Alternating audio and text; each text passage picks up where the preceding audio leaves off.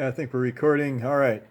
Haven't done anything for a while. I'm using my cell phone, which is like not my usual mode of video recording.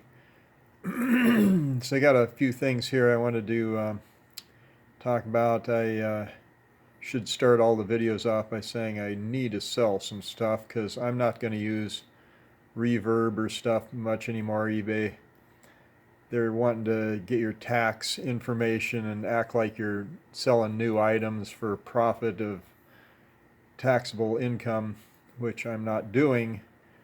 Really, I've got a Vox Continental Paul left me that's ready to sell, and that will compensate labor that I never received, and would have not been taxable had I received it because I didn't make enough that year to have taxes, even if I'd gotten paid everything. So these knuckleheads just want to steal your money, basically. It's the way they've got it rigged now. They're just assuming everybody's selling new merchandise on these sites. We got to fix that. It's completely broken. And so, let's see, ran across, well,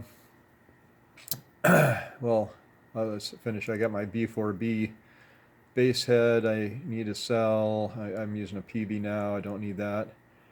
Got 70, instead of 7027, 6550 tubes retrofitted there with 6550s, and reasonable low hours on that.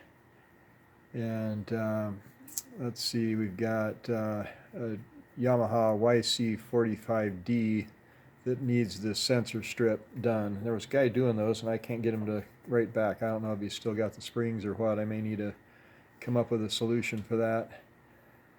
I may have a solution for that. I just haven't had a chance to. I got COVID and I've been sick for a week and a half here or whatever. Just really low energy. And let's see. But yeah, that thing was working except for the strip. So that one's coming right up. But the Vox is ready to go. Legs, pedal, everything. It's a complete unit. I believe I got all the screws and everything. And let's see, probably would sell my Honer clavinet pianet duo if somebody came up with the right price on that. I think got a guy that's already talking about it, so I'll give him first dibs on that if he wants it. And don't know, I've got a place to put it if I wanted here, but could use the money more than I can use it right now probably. I'm trying to get the inheritance going here, and it's been really slow. I don't know why. Nobody's contesting anything or anything. The lawyers are just trying to make a lot of money probably, but I'll let my sister handle it, and so I don't know what's going on. Mom passed away in April in the midst of moving and having all the trauma with art turning into a fruitcake, and it's sad. You know, this guy keeps cats in a cage in the back of his truck. He's got caged cats in there, and I'm like, Lord, if you need to use my motorhome, you know, out in the cold in the winter, feel free. And I didn't mean turn it into a cat hotel, obviously. I mean, he would never do that to his dirty truck, but he did it to my motorhome because he's a mental case. Anyway, yeah, he tried to murder me in the end, picked up an implement and ran screaming past the window when I told him his cats had pooped in the grill of the RV. He just went out of his mind. So, yeah, poor guy. I don't know if he's still there or what. I haven't even looked. But, yeah, from you can buy this land to I will kill you. Real neat. Yeah, always set me up and get me to invest a bunch of time in something and then change the whole game. That's always a great way to make an impression. So hey, here's a flashback to 1999. I should put on my Larry wig and get into full character here, but on to other family business. Not quite as lawfully as a desire to feed the poor. David Savvy thinks home at last is a vehicle in nature. CCM didn't say it, though it was a small independent paper run by a journalist who's, I'm going to have to get this closer. Tell you what, just, you don't have to see me while I'm reading it. I'll just stick my face right in it so I can read it easy. It's too small a print. Okay. Look at the ceiling while I read it. There we go. Stick my nose in it. Small independent paper run by journalists whose investment plunged when his paper went bankrupt, at which time he joined the CCM to imbue the writing staff with the journalistic prowess he felt he could bring to bear. But it's interesting that Dave should commend anyone for this kind of language. David is always willing to wear his heart on his sleeve. In fact, without such encouragement from fellow writers, critics might not be emboldened to give such constructive criticism. I know that it certainly gives me an artistic challenge when reviews are so pithy, trenchant, and poignant.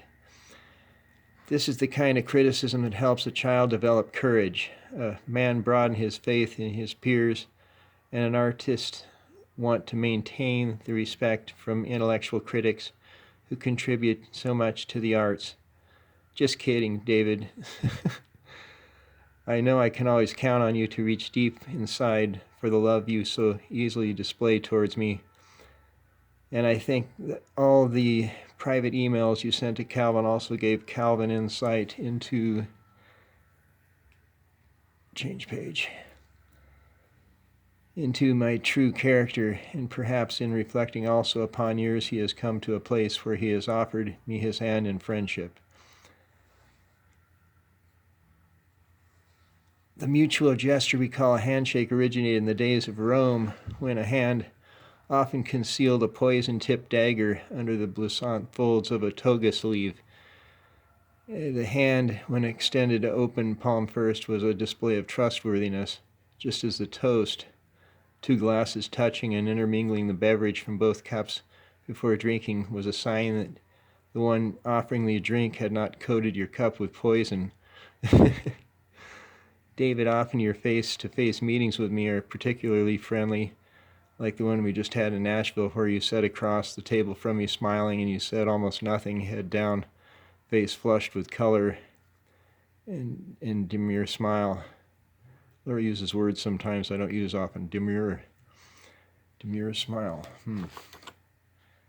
Had just a couple spelling errors too, so pardon my stumbling. And then, let's see. Oh, you thanked me for sending you the watch and said you would be sending me your book. I felt happy to see you again, but then I find myself feeling quite different when you show the other side of your motif, dagger in hand. And you certainly take care and withdraw and when to attack. You certainly know. I'm sorry.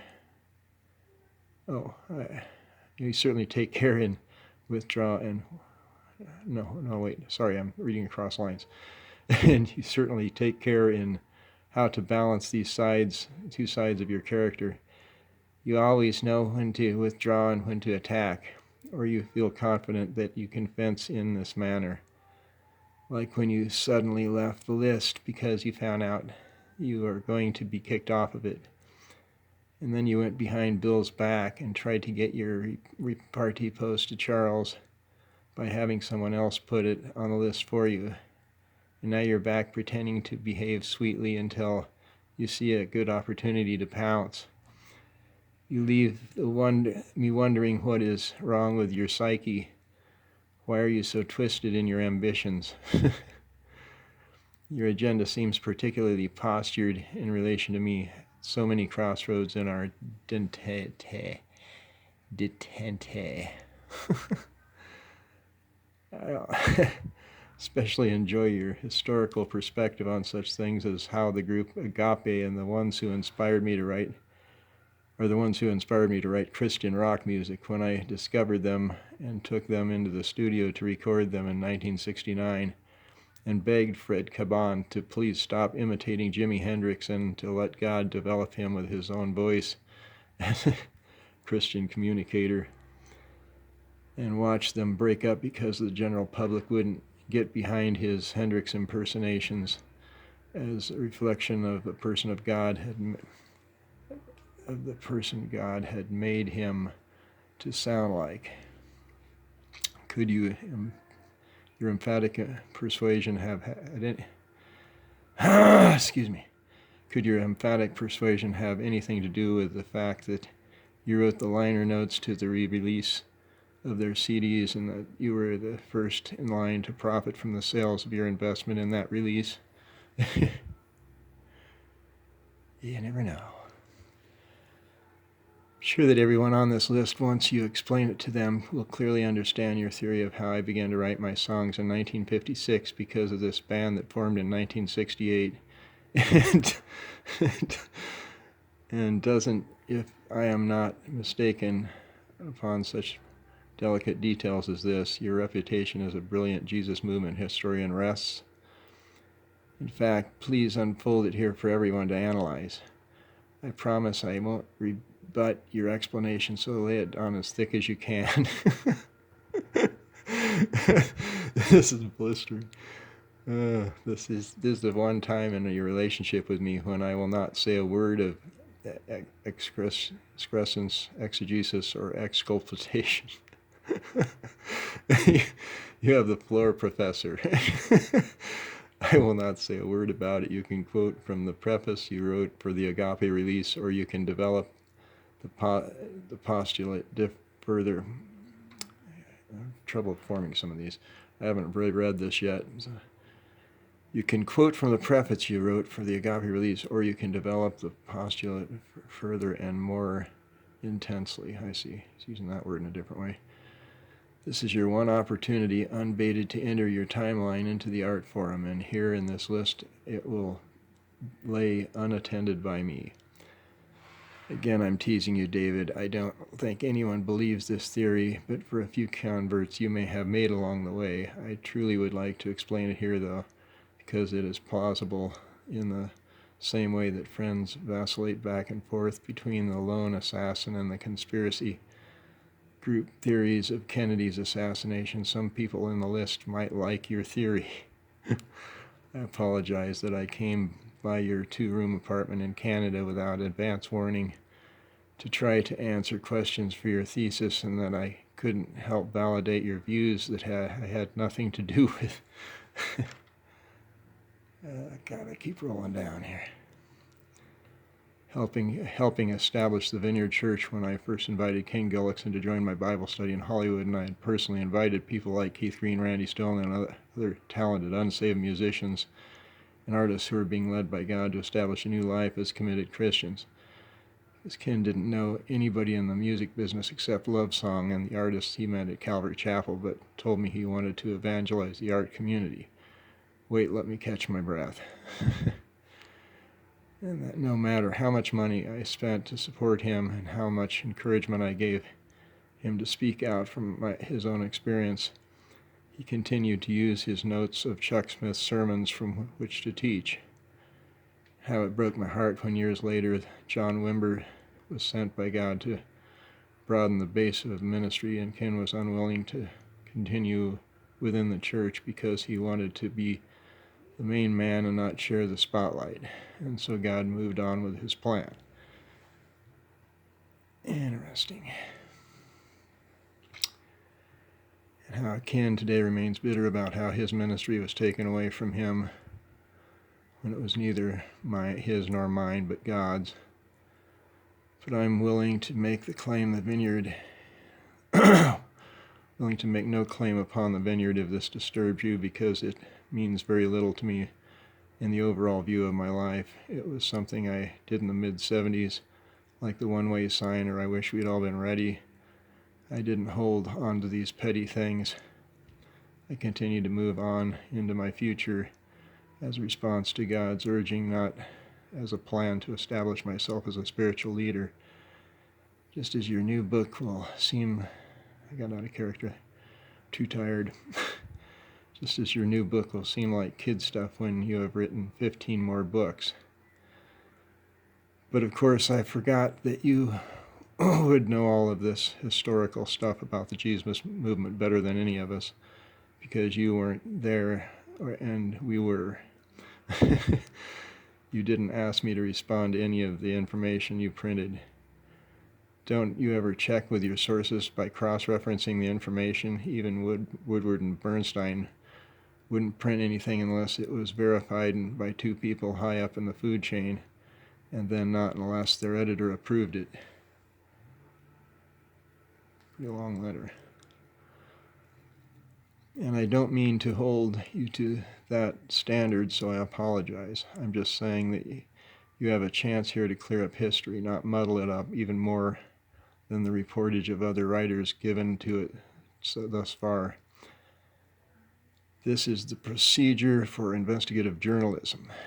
If I make a comment about someone, you then ask them. If their answer disagrees with mine, then you ask others until you find an objective opinion which seems more logical. When someone else says something about me, you need to ask me what happened, and if I have differing opinion and can't verify it, then you look for other sources. Look for another source. You don't ask two people from their camp or two people from my camp, especially if both sides have a contradictory opinion. You find an objective witness. That's just the basic rules of writing a story. God bless you. Larry Norman. All right. Well, that was nice. They wouldn't let me post anything about that in the Facebook group, so I thought I should do a video and just read the letter and give what Larry's heart was at the time there. There's a bunch more letters. If anybody wants to hear more, let me know. Good day.